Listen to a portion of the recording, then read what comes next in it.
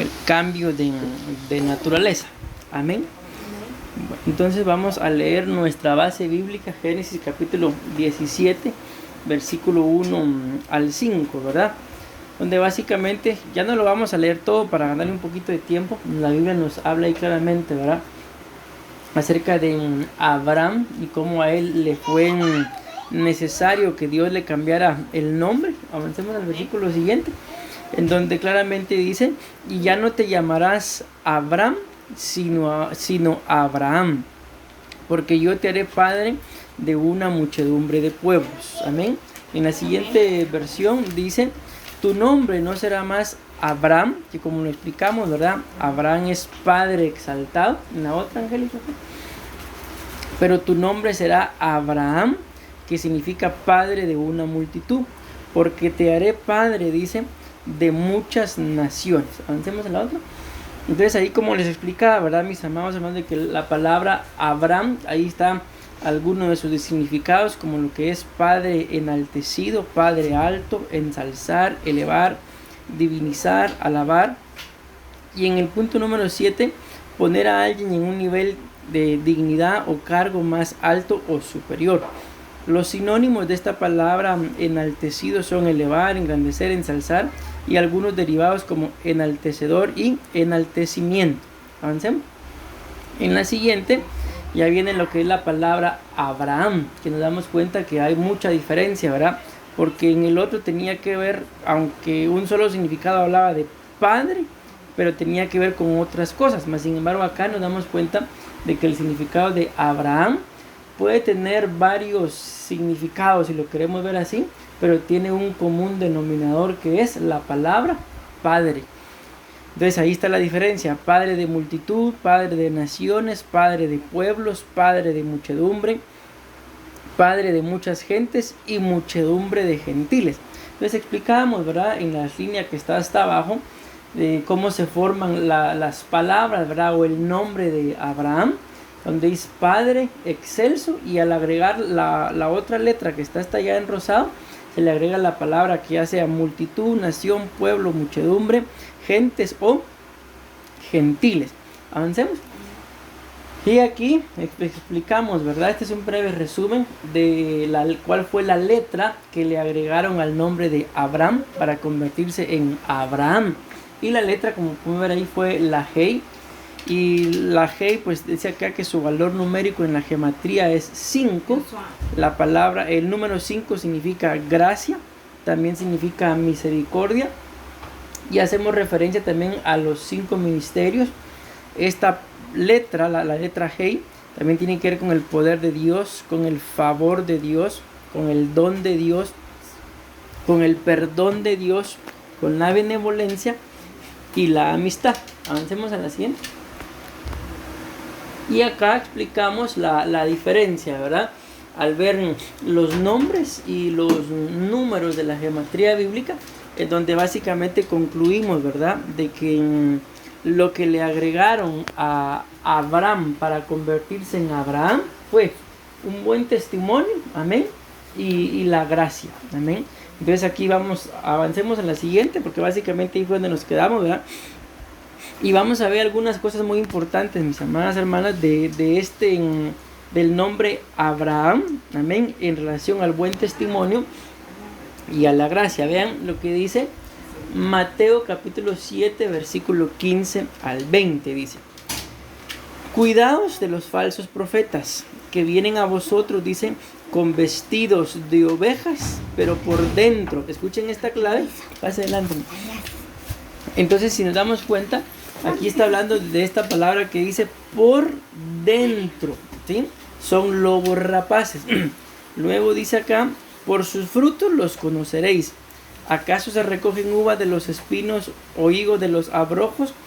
Así todo árbol bueno da frutos buenos, pero el árbol malo da frutos malos. Un árbol bueno, escuchen esto que está ahí resaltado en verde, dice claramente: no puede producir frutos malos, ni un árbol malo puede, vamos a agregar la palabra ahí, producir frutos buenos. Todo árbol que no da buen fruto es cortado y echado al fuego. Así que por sus frutos los conoceré. Entonces nos vamos a detener un momentito acá en esta cita, porque recordemos, mis amados hermanos, que en la diapositiva anterior nos hablaba acerca de que Abraham significaba en la gematría bíblica, daba la suma de 9, que es fruto, ¿sí? Y aquí la Biblia nos está hablando de fruto, pero por eso resalté yo algunas palabras ahí, como la primera palabra que está resaltada, que dice ahí, por dentro. Y al final termina diciendo, así que por sus frutos los conoceréis.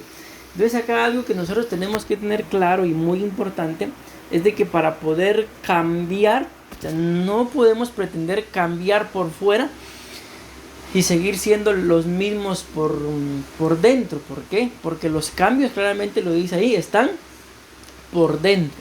Y al final los frutos que se manifiestan adentro, ¿en dónde se van a manifestar? Por fuera. Porque al final ustedes y yo, no sé qué tan buenas sean ustedes para identificar los árboles, ¿verdad? Y solamente con ver el árbol o la hoja decir, este es un manzano, este es palo de aguacate. Pero la mayoría de nosotros identificamos los árboles por el fruto. Este es un árbol de mango. ¿Y por qué? Porque le estamos viendo los grandes mangos o las mangas, ¿verdad? Como dicen ahí colgados, ¿verdad?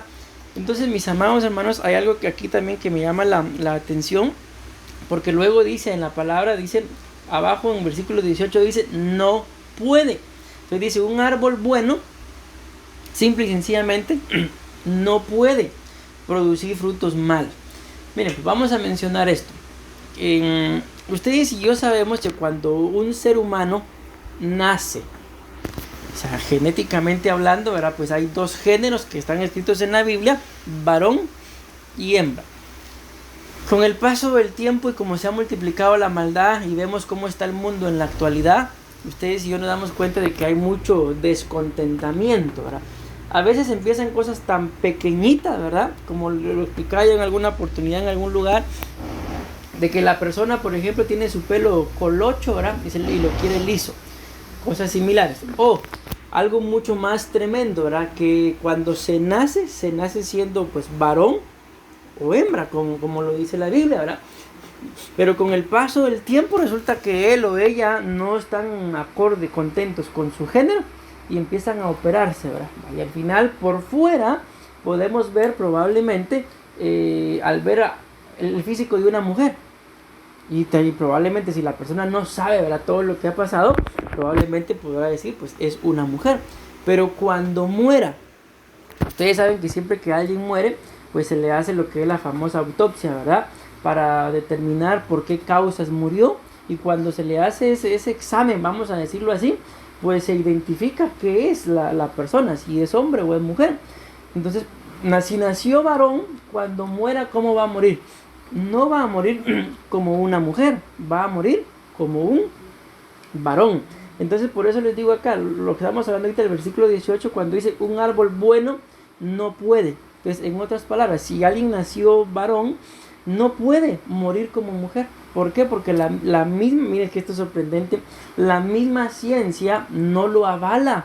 Mas sin embargo, por todo lo que es el sistema del mundo, ¿verdad?, y el dinero, se emiten leyes en contra de lo que la misma ciencia dice, pero las aprueban. Mas sin embargo, al final, la ciencia no lo avala, porque nadie ha nacido siendo varón y muerto siendo mujer. ¿Por qué? Porque cuando muere, genéticamente hablando, se sabe que es un varón, según en cómo haya nacido, ¿verdad? Entonces, en esto, a mí esto siempre me ha llamado la atención, mis amados hermanos. ¿Por qué? Porque la misma Biblia dice, y lo dice claramente, ¿verdad?, que el árbol bueno, simple y sencillamente, no puede producir, dice, frutos malos. Entonces aquí es donde nosotros tenemos que escudriñarnos a nosotros mismos, porque a veces, ¿verdad?, parece como que se nos manifestaran cosas malas. Y la pregunta es, si la Biblia dice que si yo soy un buen árbol, amén, una buena persona, dice ahí que no puedo, entonces ¿por qué a veces resulto dando frutos que bíblicamente hablando no debería o no podría dar ese tipo de frutos? Aquí la respuesta es pues bien sencilla, por lo que empezamos hablando arriba, ¿verdad? Por dentro, porque por dentro probablemente hay tristezas, hay dolores, hay rencores, hay amargura, Hay cosas que han estado almacenadas ahí y al final, ¿qué es lo que se va a manifestar? Yo puedo, bueno, cubrámonos con la sangre de Cristo, pero vamos a poner este ejemplo. Probablemente ustedes y yo o alguna otra persona puede vivir su vida ocultando su tristeza, su dolor, su indignación, muchas cosas, las va a estar ocultando y por fuera ustedes y yo podemos ver, pero él es agradable, ella es agradable, pero al final, miren, por ejemplo, ayer yo me quedé sorprendido, veía una noticia allá en Guatemala, que en la zona 7, y está cerca de donde nosotros vivimos, una mujer se tiró de un tercer piso. ¿Y por qué? Porque dice que se enteró de la infidelidad de su esposo. Y se escuchen qué sorprendente. Lo mató y cuando lo mató se tiró del tercer piso y dejó 2 niñas huérfanas. O sea, para que esto acontezca de una infidelidad, o sea, eso no es cualquier cosa. O sea, eso no es de la noche a la mañana. Es un proceso. Entonces, ¿por qué les cuento esto? Porque ¿por qué este tipo de persona se atrevió a hacer lo que hizo? Matar al esposo, quitarse la vida y sus hijas. Entonces alguien escribía en comentario, oye, esa mujer amaba más a su esposo que a sus hijas. Pero ¿de dónde se llega? Si podemos pensar, es un pensamiento ahorita, que probablemente ella al verla era una buena persona. Pero ¿por qué terminó haciendo lo que hizo? Porque por dentro, al final pues solamente ella sabía que era lo que llevaba, ¿verdad? ¿Y qué fue lo que pasó el día de ayer? Pues sus frutos se manifestaron y claramente se cumple lo que la Biblia dice. O sea, si ella hubiera sido buena, amén, o sea, eso no hubiera pasado. Pero por cuanto lo que llevaba por dentro era malo, lo único que pasó el día de ayer fue que se manifestó lo que llevaba dentro. Entonces muchas veces, mis amados hermanos, en esto ustedes y yo como seres humanos y aún como cristianos, puedo decirles, tendemos a equivocarnos. ¿Por qué? Porque pensamos que como no le hacemos daño a nadie, estamos bien. Podemos caer en pensar que somos buenas personas, pero de repente, ¿verdad? Algo o alguien hace que nos enojemos y ahí sale aquel hombre o aquella mujer que yo no sabía que era así. ¿Qué está pasando ahí? No es de que ay, ahorita se me manifestó. No, lo que pasa es que por dentro se pueden llevar, como repito, rencores, tristezas, dolores, amarguras. Y a toda persona llega un momento en el que este tipo de cosas se le manifiestan. Yo les predicaba a los hermanos allá en Guatemala y les decía, por el tema que abordamos en ese momento, de que si alguien hubiera tenido el derecho, el permiso, por así decirlo, para amargarse la vida, era el Señor Jesús, por todo lo que le hicimos. Mas sin embargo, ustedes y yo no vemos a un Señor Jesús en la cruz, ¿verdad? Pidiendo que nos condenaran, pidiendo, por ejemplo, manda un rayo y mata a todos estos. Antes bien Él dice, Padre, perdónalos. ¿Por qué? Porque no saben lo que hacen. La Biblia muestra que ahí ya Él en la cruz pidió agua y le dieron vinagre. O sea, ¿qué fue lo que intentó el enemigo ya aún en las últimas, verdad? Amargarlo, mas sin embargo la Biblia muestra que lo escupió, o sea, no se lo tragó, entonces no lo pudieron amargar. ¿Y cómo murió el Señor Jesús? Básicamente murió gozoso. Ahora díganme ustedes, ¿quién de nosotros sabiendo que vamos a morir gozosos? Probablemente toda persona que sepa que se va a morir, por ejemplo, con esto de las famosas enfermedades terminales, ¿verdad? Yo les digo, hasta el día de hoy, yo no conozco a ninguna persona que le detecten una enfermedad terminal y que a partir de ahí se convierta en gozoso o en gozosa. Antes bien, a muchas de estas personas empiezan a enfermarse, empiezan con nostalgia, empiezan con tristeza, empiezan con muchas cosas que muchas veces, y esto lo han detectado los mismos científicos, no los mata la enfermedad, sino los mata que se desahuciaron al saber la enfermedad que tenían. Pero también conozco gente que también ha manejado enfermedades terminales, se sometieron con Dios y están más sanos que uno mismo. Entonces ahí es donde uno se da cuenta de los frutos, de lo que lleva por dentro. Y al final, como claramente lo dice la Biblia ahí, por los frutos nos vamos a dar a conocer. Avancemos al siguiente. Entonces nos damos cuenta acá que los frutos son importantísimos. Amén. Pero si lo vemos literalmente, mis amados hermanos, en un árbol, ustedes y yo, por ejemplo, vemos un árbol, pensemos, hay un manzano, ¿verdad? Y tenemos hambre y estamos viendo las manzanotas ahí colgando. ¿Qué vamos a hacer? Ah, qué manzanas más lindas, como quisiera comérmelas, pero no puedo.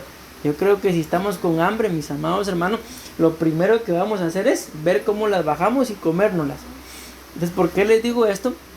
Porque al final, gloria a Dios por los frutos, ¿verdad? Pero los frutos siempre más de alguien se los va a terminar comiendo. Amén. Ahora vean esto, un poquito de la diferencia entre solamente dar fruto y el buen testimonio. Que como lo veíamos, ¿verdad? El nombre Abraham,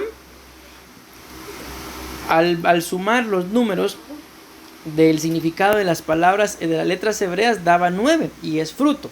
Ya lo vimos en Mateo 7:15. Pero cuando vimos el nombre Abraham, daba 248 y sumado da el número 14, y el número 14 significa buen testimonio. Entonces vean, mis amados hermanos, la diferencia entre solamente dar fruto y la diferencia entre un buen testimonio. Miren, bíblicamente hablando, la Biblia habla acerca de un principado que se llama Moloc o Milcón, según la palabra, pero al final es el mismo, ¿verdad? ¿Qué es lo que busca este principado? Es devorar a los frutos. Y cuando hablamos de ese devorar frutos, está hablando exactamente de ir en contra o devorar de todos aquellos que en determinado momento somos hijos. Y al final, ¿qué son nuestros hijos? Nuestros hijos son frutos. Pero ¿por qué Moloc o Milcón va detrás de ellos? Porque siempre hay más de alguien que los entrega. Porque cuando vemos ahí en la Biblia los sacrificios a Moloc, la Biblia muestra que le sacrificaban a Moloc sus hijos. Entonces los mismos padres muchas veces se prestan ¿para qué? Para que sus frutos sean devorados. Mas sin embargo, hay una gran diferencia, como lo vamos a leer ahorita, entre dar fruto y el buen testimonio. ¿Por qué? Porque muchos de los frutos, repito lo que acabo de decir, terminan siendo devorados. Amén. Pero vean lo que pasa con el buen testimonio. Apocalipsis capítulo 12, versículo 11, dice la palabra del Señor ahí. Ellos, dice, lo vencieron por medio de la sangre del Cordero. Amén. Y escuchen esto. Y por la palabra del testimonio de ellos. Amén. Y no amaron sus vidas, dice, llegando hasta sufrir la muerte. Muchas gracias, me la bendiga.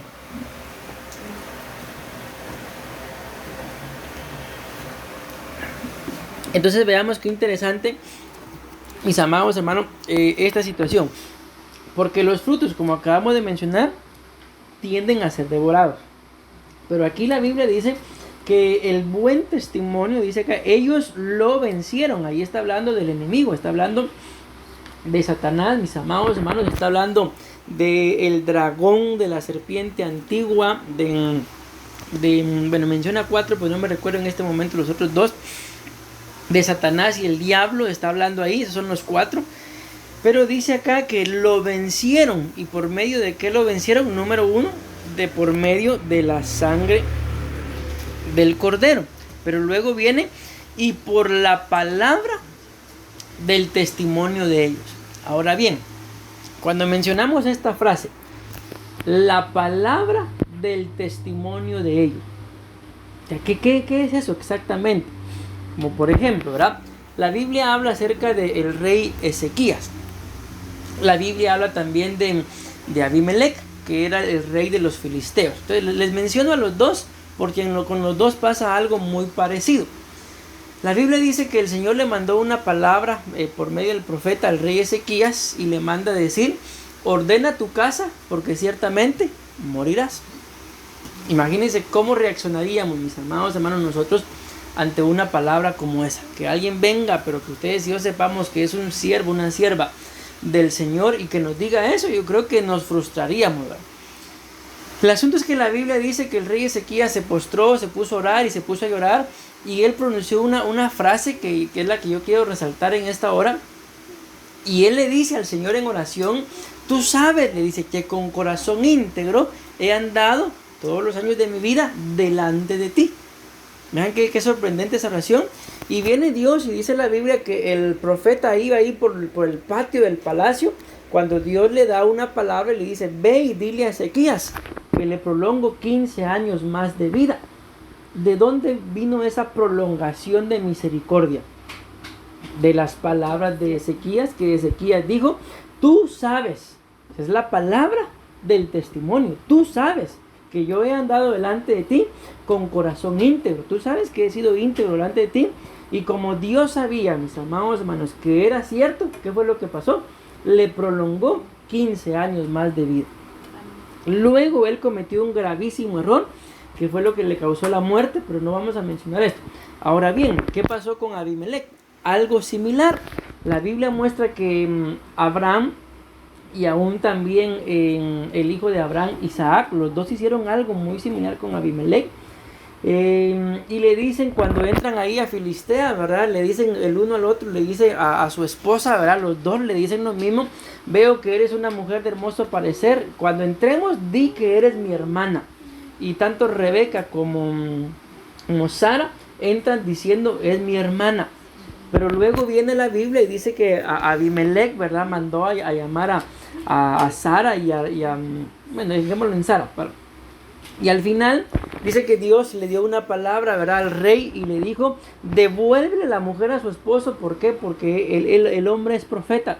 Y Abimelech le dice, tú sabes, le dice, miren una vez más, el poder de la palabra del testimonio. Tú sabes, le dice, que con corazón íntegro he tomado esta mujer, porque él me dijo, es mi hermana. Y Dios le responde y le dice, por eso, por cuanto con integridad de corazón lo hiciste, te estoy salvando de que venga la muerte sobre ti y los tuyos. Entonces démonos cuenta una vez más, por eso menciono esto, el poder de la palabra del testimonio. Entonces, en otras palabras, ¿cómo es en nuestras vidas el poder de la palabra del testimonio? Es que cuando yo digo, por ejemplo, soy cristiano, me comporto como tal. Pero imagínense que yo diga con mis labios, soy cristiano, y me comporto como todo lo contrario. ¿Me irá a creer la gente? ¿Irá a creer la gente a mi palabra? No. ¿A qué le van a creer? A la forma en la que yo actúo. Entonces, en ese sentido, la palabra de mi testimonio no tendrá poder. Lo sorprendente de esta cita, como repito, es que está hablando del diablo, del dragón, de Satanás, de la serpiente antigua, y dice que lo vencieron, sobre todo, ¿verdad?, por la sangre de Cristo, pero también por la palabra del testimonio de ellos.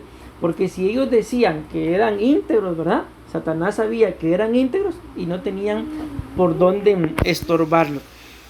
Y luego dice acá, y no amaron sus vidas, llegando hasta sufrir la misma muerte. Avancemos al otro, por favor, Ángel. Segunda de Corintios, capítulo 12, versículo 7. Escuchen lo que dice acá. Cada vez Él me dijo, mi gracia es todo lo que necesitas. Mi poder actúa mejor en la debilidad. Así que ahora me alegra jactarme de mis debilidades para que el poder de Cristo pueda actuar a través de mí. Entonces, si se dieron cuenta, mis amados hermanos, en estas tres citas, la de Mateo 7, 15 al 20, hablamos del fruto. Apocalipsis 2, 12, 11, hablamos del testimonio. Y aquí en 2 de Corintios 12, 9, estamos hablando de la gracia, que básicamente son las tres cosas que sumaban, ¿verdad? Abraham sumaba lo que es la palabra fruto. Abraham sumaba la palabra buen testimonio y la palabra gracia. Entonces, si algo nos damos cuenta nosotros acá, es de que si de algo necesitamos, mis amados hermanos, es la gracia. Pero si nos damos cuenta acá, la gracia dice acá, cada vez Él me dijo, mi gracia es todo lo que necesitas. En el contexto, el apóstol Pablo está diciendo ahí de que él tenía un aguijón, pero que ya le había pedido al Señor que se lo quitara 3 veces, y el Señor le responde, cada vez Él me dijo. Cada vez que el apóstol Pablo le decía, quítame este aguijón, Dios le respondió de esta forma diciéndole, mi gracia es todo lo que necesitas. Mi poder actúa mejor en la debilidad. Yo no sé si a ustedes les ha pasado, pero a mí sí me ha pasado que por alguna situación ustedes y yo descuidamos a veces un poco lo que es la oración. Y se nos pasó el día y Dios mío, no oré. Y al final en la noche, Dios mío, perdóname, Señor, por favor, porque, por ejemplo, hoy no me dio tiempo de orar, perdóname, Señor, pero tú sabes que yo te amo. Bueno, así pasó, ¿verdad? Vino el otro día Y cuando venimos a reaccionar, lo mismo. Dios mío, perdóname, se me volvió el día y no oré. Pero está esa intranquilidad ahí, ¿verdad? Y uno, bueno, se acerca, pide perdón y aunque sea una mini oración de perdón, la hizo. Pero ¿qué pasa, mis amados hermanos, cuando viene algún quebranto, alguna necesidad, alguna aflicción? Ahí no importa, las demás cosas no importan. Ahí dejamos la casa probablemente patas arriba, pero yo tengo que orar. Ahí está, exactamente lo que dice acá. Mi poder se perfecciona cuando tú eres débil. O sea, cuando tú ya no aguantas, ahí sí vienes a buscarme. ¿Y qué es lo que vas a encontrar? La gracia. Entonces, mis amados hermanos, benditas las pruebas que a veces nos hacen acercarnos delante del Señor. Porque cuando todo está bien, lamentablemente se nos olvida. Se nos olvida. Y cuando analizamos, mis amados hermanos, lo que hacemos durante las 24 horas que tiene el día, hay muchas horas que probablemente las perdamos y bien pudiéramos invertirlas en oración, en la lectura de la palabra, en lo que estamos haciendo, ¿verdad? En un discipulado, estamos invirtiendo nuestro tiempo y no lo estamos mal invirtiendo y mucho menos perdiendo, porque la Biblia claramente dice que la palabra del Señor nunca regresa vacía, más de algo siempre se nos queda, más de algo siempre atesoramos. Pero nos damos cuenta acá entonces, para que la gracia del Señor se perfeccione, ustedes y yo, no es, entiéndame bien lo que voy a decir, no es que la gracia del Señor se va a perfeccionar solamente cuando yo esté sufriendo, no, sino lo que la Biblia muestra acá es que mientras menos de nosotros haya, amén, en nuestras decisiones y hayan más del Señor en nuestras decisiones, más gracia vamos a recibir. Recuérdense que la Biblia muestra, ¿verdad?, de que cuando el pueblo del Señor empezó a salir de Egipto, ellos se meneaban por la orden de Moisés, pero juntamente con ellos se meneaba la nube, ya sea la nube, ¿verdad?, o la columna de fuego, se iban meneando. Pero si el pueblo se detenía, si la nube o la columna se detenía, el pueblo se detenía, pero a la voz de Moisés. Entonces, ¿por qué menciono esto?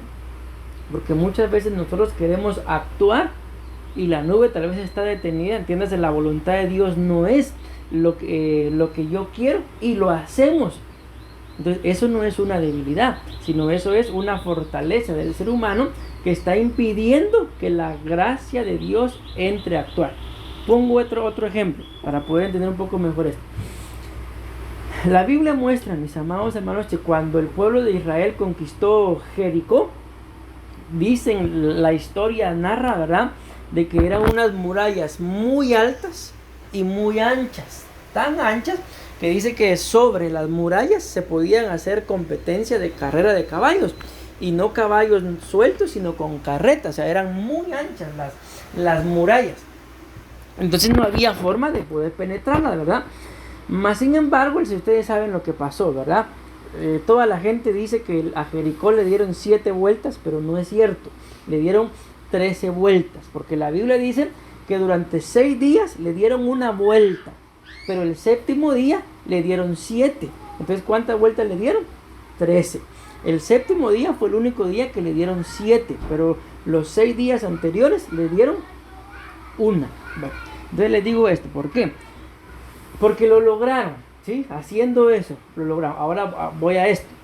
Cuando ya vienen el pueblo a la segunda nación que iban a conquistar, que era la nación de Jai, dice que ellos mandaron espías y vieron que Jai era un pueblo pequeño.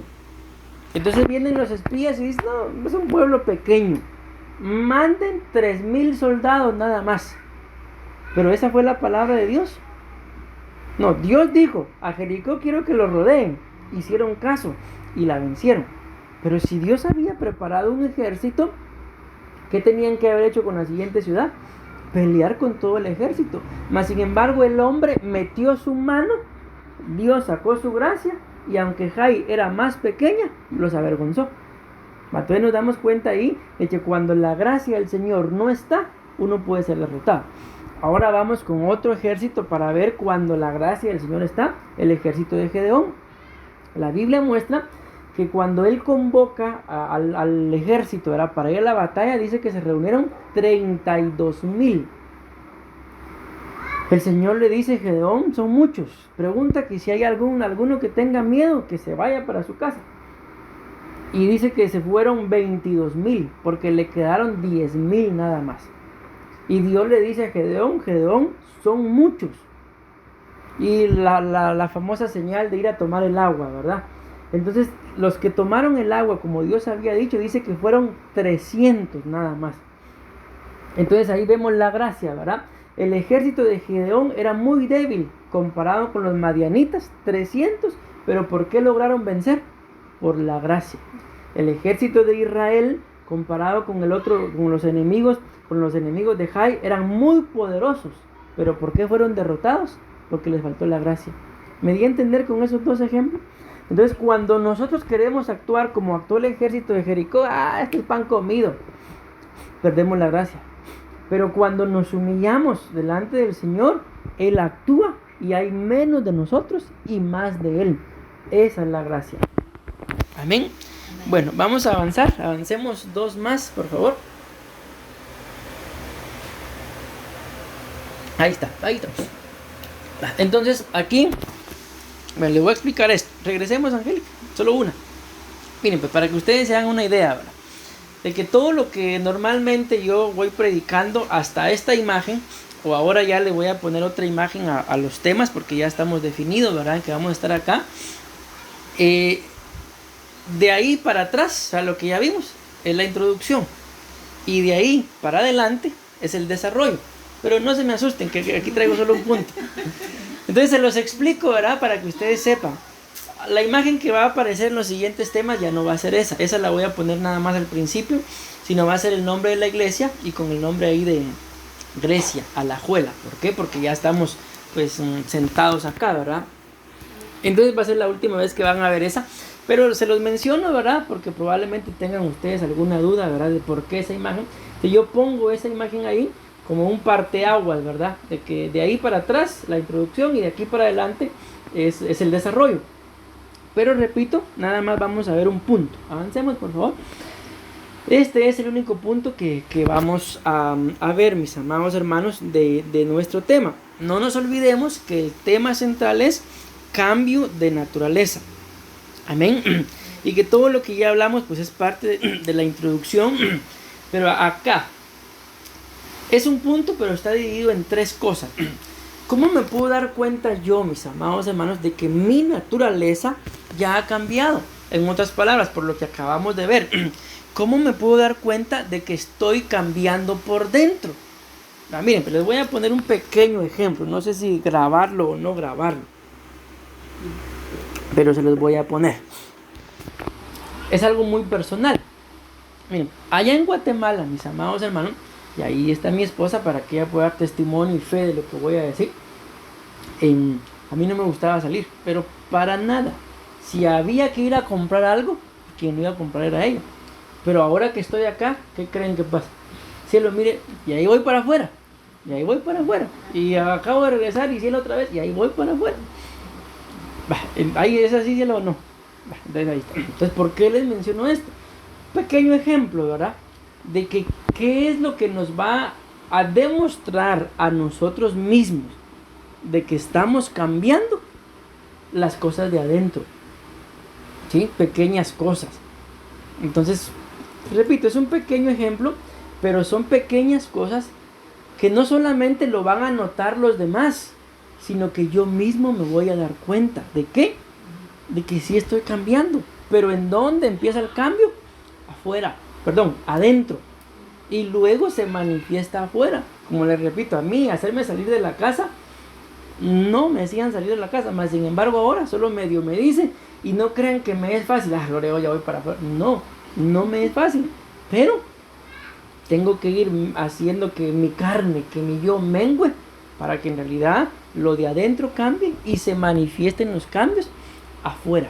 No se trata, ¿verdad?, de que la gente que me ve se dé cuenta, sí cambió, le cayó bien el cambio de país. O sea, no se trata de eso, porque al final a quien buscamos agradar es al Señor. Y si nos damos cuenta desde el principio del tema, ¿verdad?, ¿quién fue el que le cambió nombre a Abraham? Fue Dios. O sea, ¿quién es el que nos va a hacer cambiar por dentro? Es Dios, pero cuando nos dispongamos. Porque imagínense, mis amados hermanos, ¿de qué nos serviría? Hablo por nosotros, ¿verdad? Estar en una nación y seguir con el mismo pensamiento de allá. No, ahorita yo por eso, deje el partido. Ya que yo mire a Guatemala jugando un mundial, mejor disfruto a Costa Rica. Bueno, perdió, pero bueno. Entonces, se los digo así, ¿por qué? Porque ese fue uno de los errores del pueblo de Israel cuando salió de Egipto. A tal punto que muchos de los descendientes de ese pueblo llegaron a ser reyes, pero su mentalidad seguía siendo de esclavos. O sea, reyes, pero esclavos. Entonces vamos a leer el primer punto del desarrollo. Recuérdense que el tema, repito, mis amados hermanos, es cambio de naturaleza. Amén.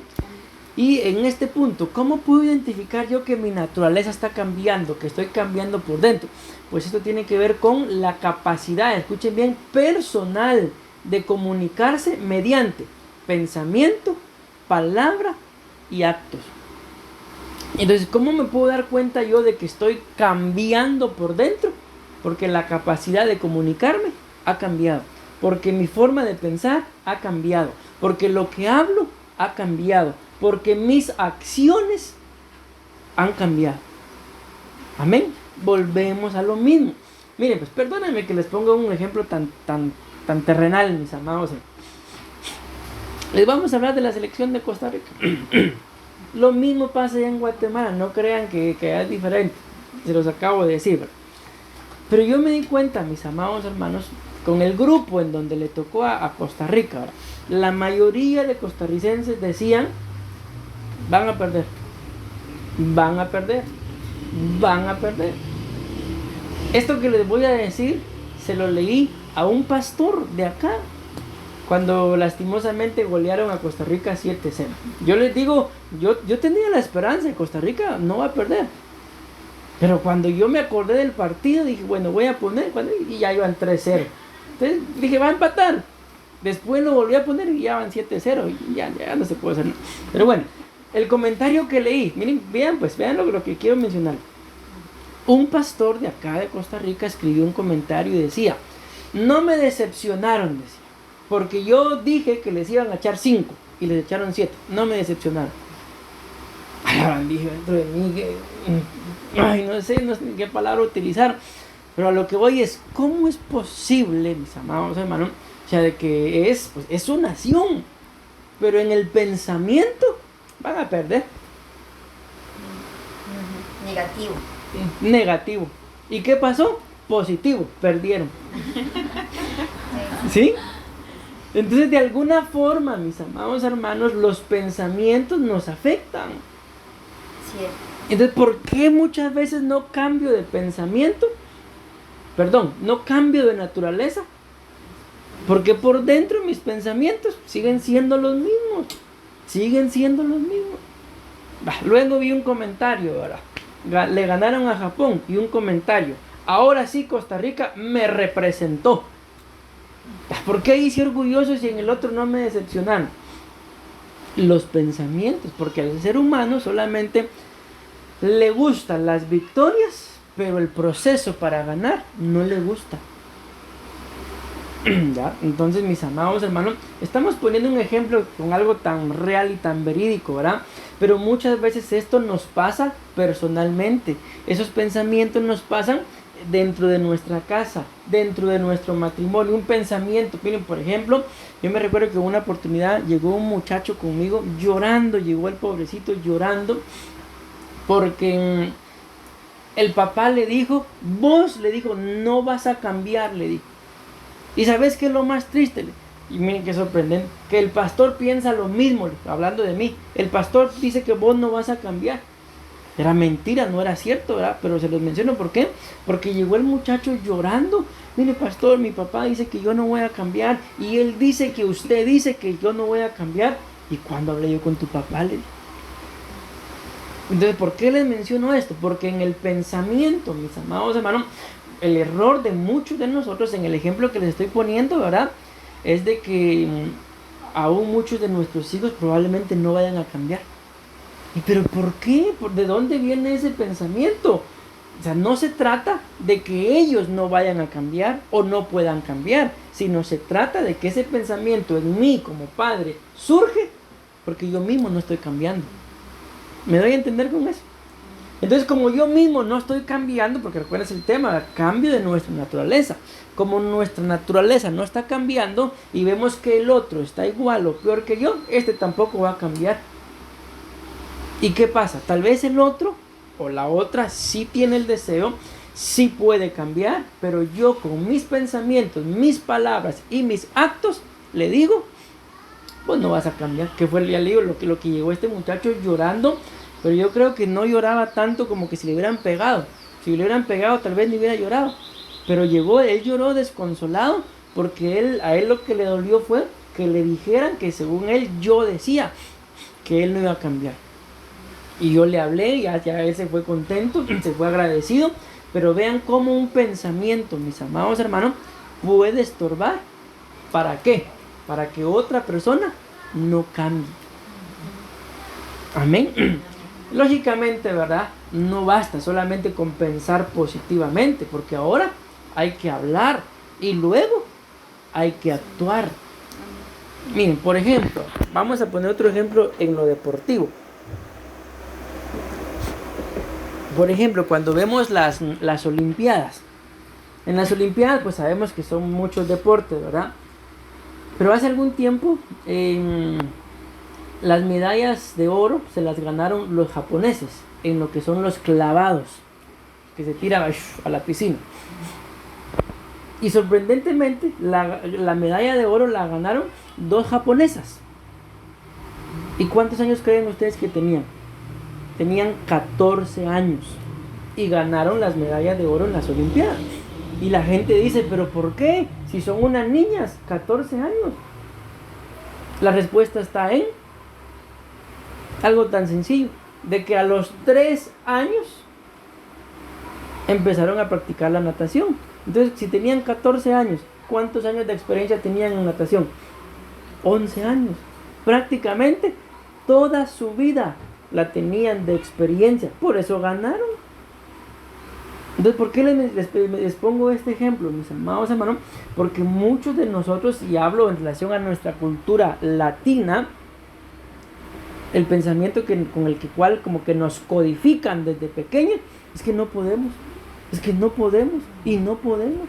Y los pensamientos, si yo tuviera, una vez leí algo que alguien decía, si yo fuera millonario, diera tanto para los pobres.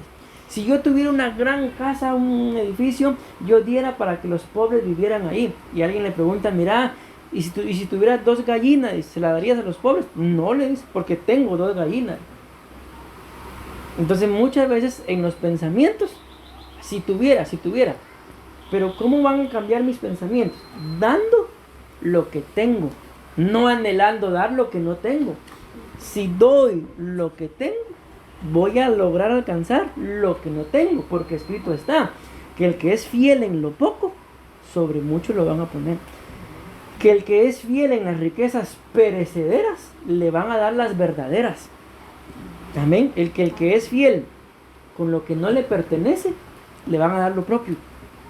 Entonces imaginemos, ¿verdad? Mucha gente que alquila, por ejemplo, alquilan y miran que se les está entrando una gota de agua por ahí. Yo voy a llamar al dueño de la casa y que venga y que la arregle. Pero ¿acaso el dueño de la casa es el que vive ahí? O sea, ahí previenen que se esté goteando y se les moja todo, pero no hacen por arreglarla. ¿Por qué?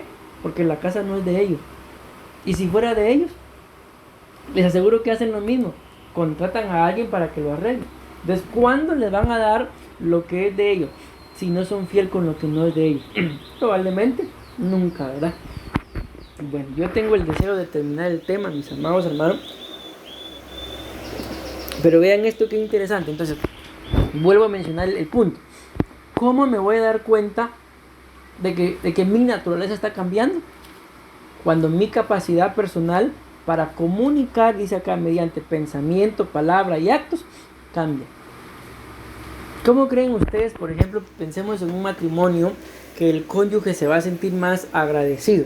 Por ejemplo, él o ella viene y le dice, mire mi amor, mi cielo, qué sé yo, tenga un su vasito de agua porque la miro que está muy acalorada. O mira mi amor, ¿será que me puede pasar un vasito con agua, verdad? Ah, tráigalo usted. ¿Para qué tiene patas? ¿Para qué tiene pies? ¿Ganas de qué creen que le van a dar? Probablemente de irse, ¿verdad? Pero y si es bien atendido y bien atendida, no le van a dar ganas de irse, le van a dar ganas de regresar. Entonces ahí está, pensamiento, palabra y actos. Amén. Pero bueno, avancemos a la primera. Como les digo, de este tema, ese es el único punto. Pero traigo 1, 2, 3, 4 citas nada más. Lógicamente el tema se presta para mucho más, ¿verdad? Pero con estas 3 cosas que logremos entender, pensamiento, palabra y actos, nuestra naturaleza cambia. Amén. Si mis pensamientos cambian, mi naturaleza cambia.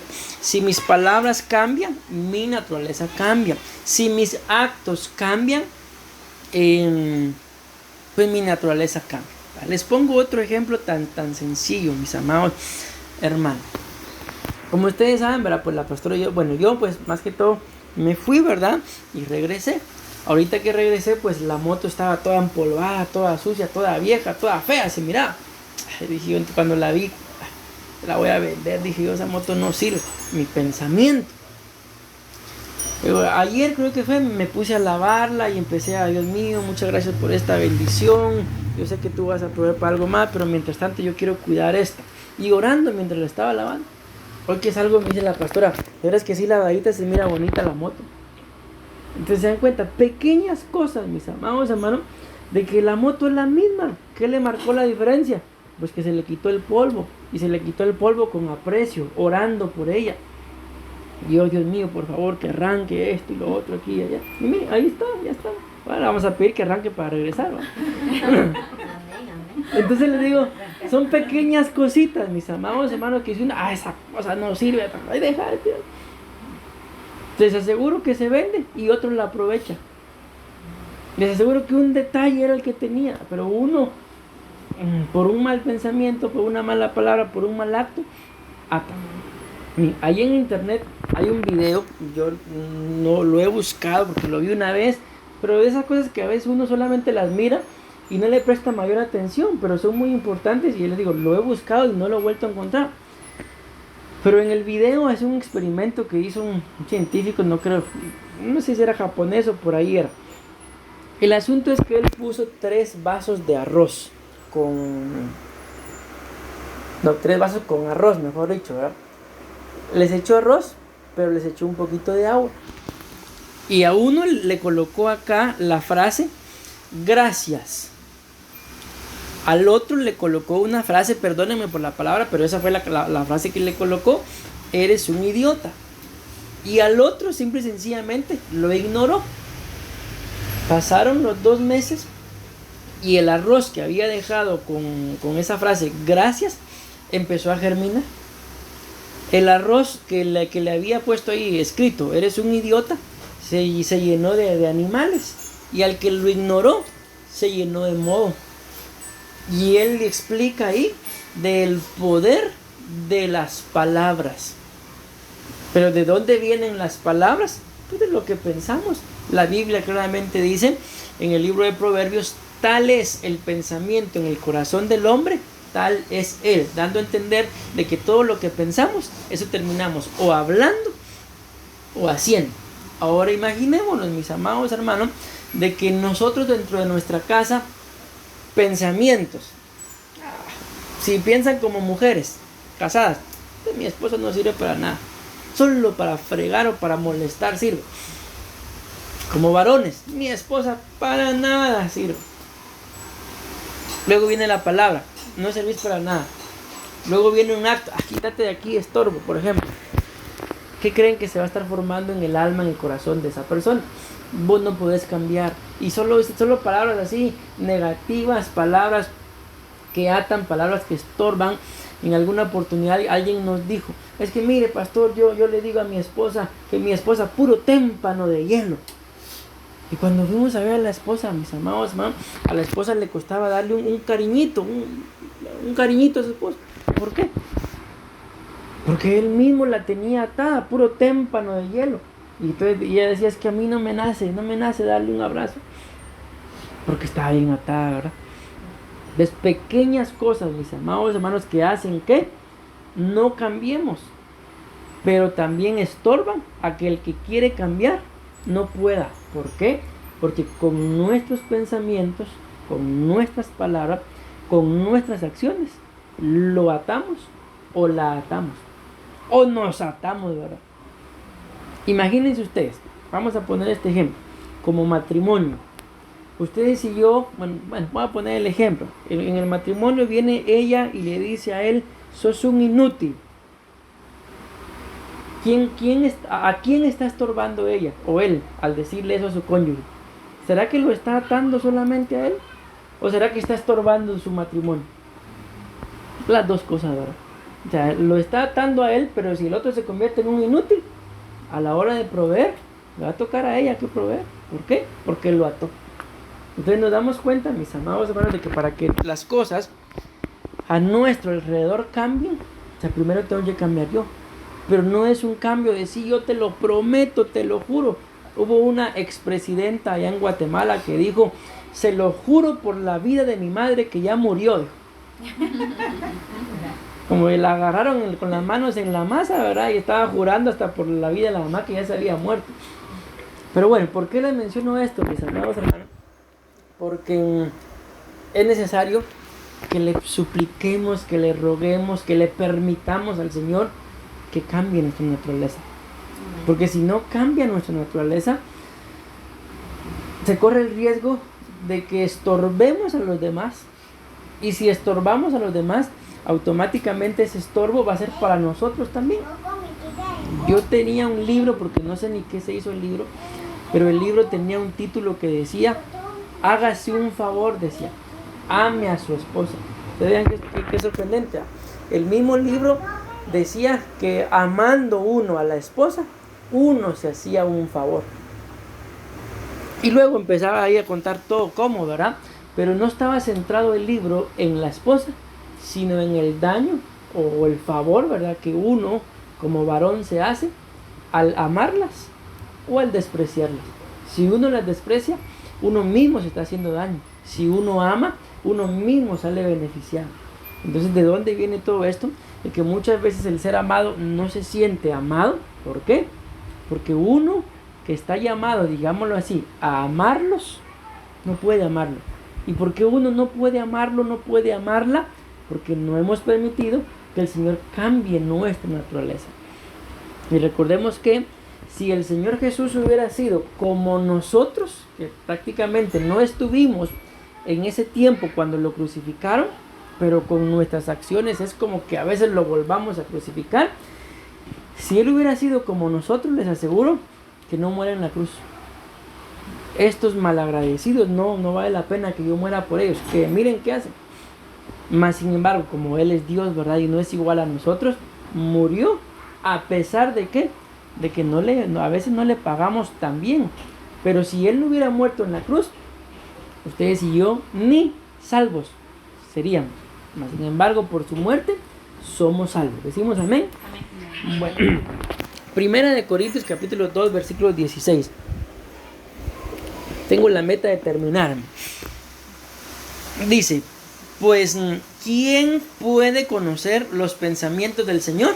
Aquí está hablando de los pensamientos, ¿verdad? Recordemos que el punto es la capacidad personal de comunicarse mediante pensamientos, palabra y actos.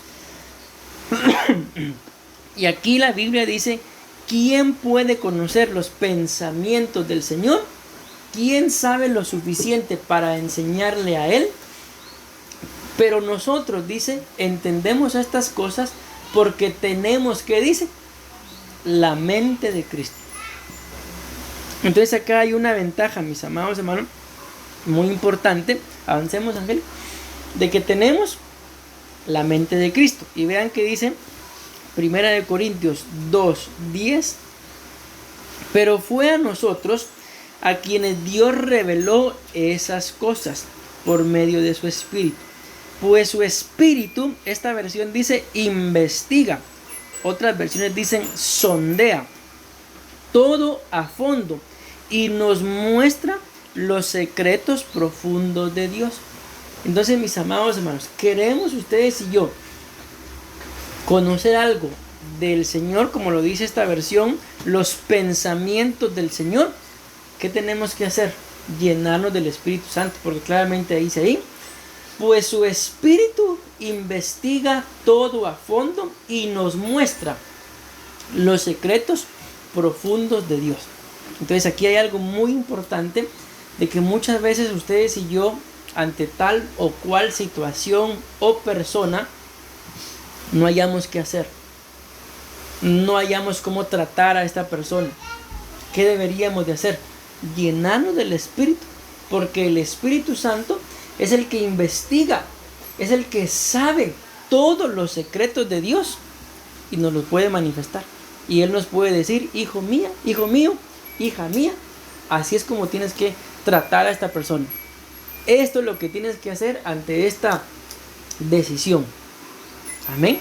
Y entonces, mis amados hermanos, nuestras acciones, nuestros pensamientos cambian. ¿Pero por qué? Porque dejamos que el Espíritu del Señor nos dirija. Avancemos, Angélica. Ahora vean el otro. Mateo capítulo 7, versículo 28.